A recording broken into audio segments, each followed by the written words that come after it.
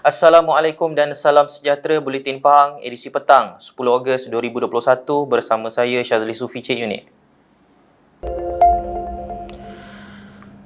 Ke bawah duli Yang Maha Mulia Seri Paduka Baginda Yang di-Pertuan Agong Al-Sultan Abdullah Riayatuddin Al-Mustafa Billah Shah Ibni Almarhum Sultan Haji Ahmad Shah Al-Musta'in Billah mengajak seluruh rakyat Malaysia bersempena Tahun Baru Hijrah untuk melakukan hijrah dalam mendepani pandemik COVID-19. Dalam titah sebenar sambutan Mahal Hijrah Peringkat Kebangsaan 2021 pada Isnin, Seri Paduka Baginda mengajak seluruh rakyat Malaysia bekerjasama dengan mematuhi Pelan Pemulihan Negara yang merupakan strategi peralihan keluar secara berfasa daripada kemelut pandemik itu. Pada sambutan yang diadakan secara hybrid di Masjid Tuanku Mizan Zainal Abidin di Putrajaya, ke bawah duli Yang Maha Mulia Yang di-Pertuan Agong bertitah, peristiwa hijrah telah memberi panduan yang jelas tentang erti sebuah pengorbanan dan kejayaan yang terpahat dalam lipatan sejarah.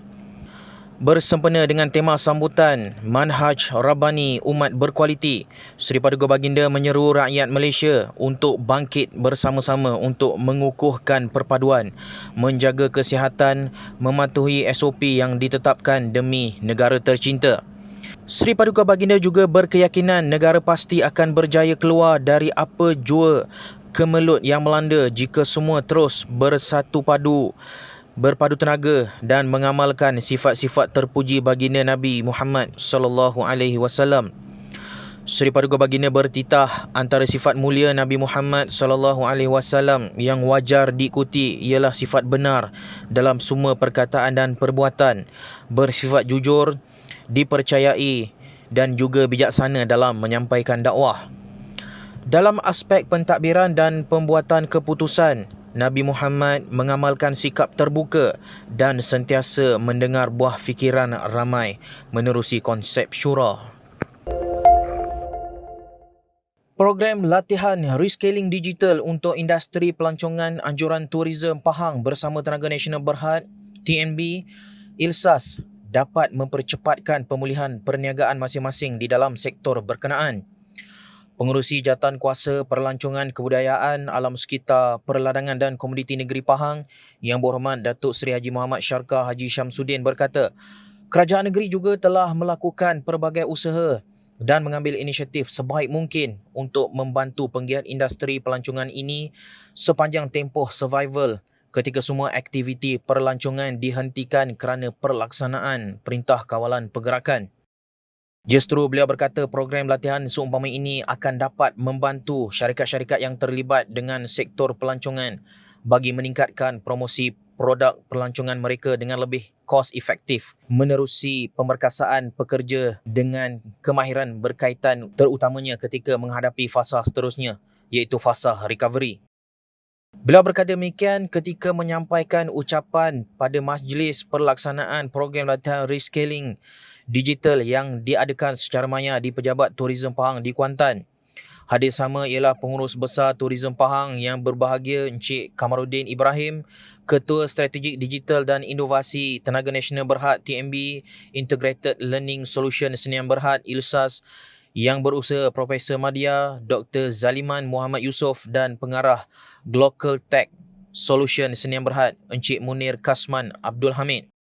Program latihan rescaling digital tersebut bertujuan membantu pengusaha perniagaan pelancongan memperkasakan kaki tangan mereka dengan kemahiran baharu dalam menyunting video digital menggunakan rakaman drone dan teknologi realiti maya yang dapat membangunkan bahan promosi untuk pemasaran dalam talian.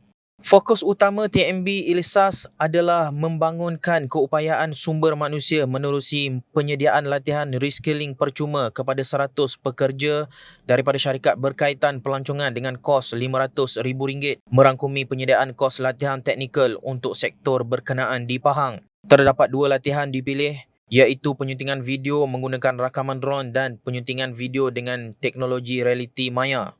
Sebanyak tempoh PKP kursus selama 5 hari ini akan diadakan secara atas talian menggunakan sistem pengurusan pembelajaran LMS yang dibangunkan sendiri oleh TMB ILSAS.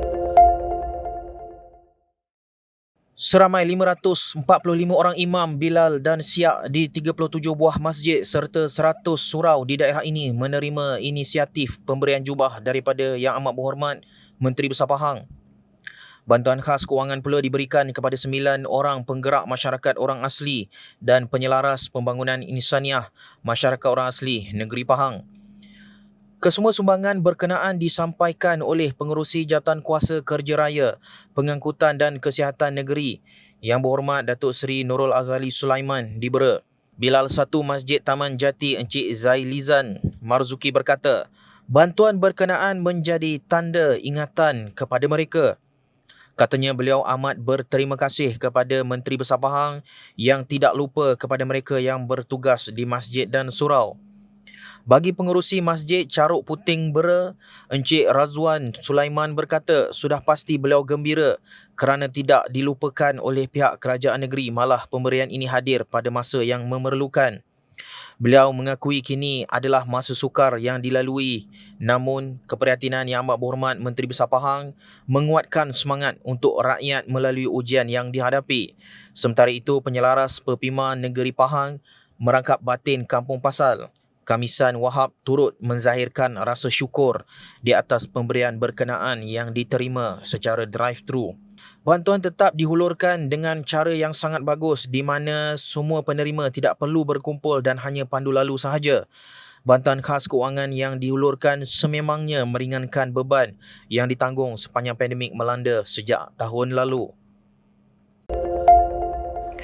Sekian Buletin Pahang edisi petang bersama Unit Komunikasi dan Media Pahang. Ikuti Pahang Media di Facebook, Instagram, YouTube dan Twitter. Teruskan bersama kami dalam Buletin Pahang edisi malam untuk berita-berita terkini di Pahang.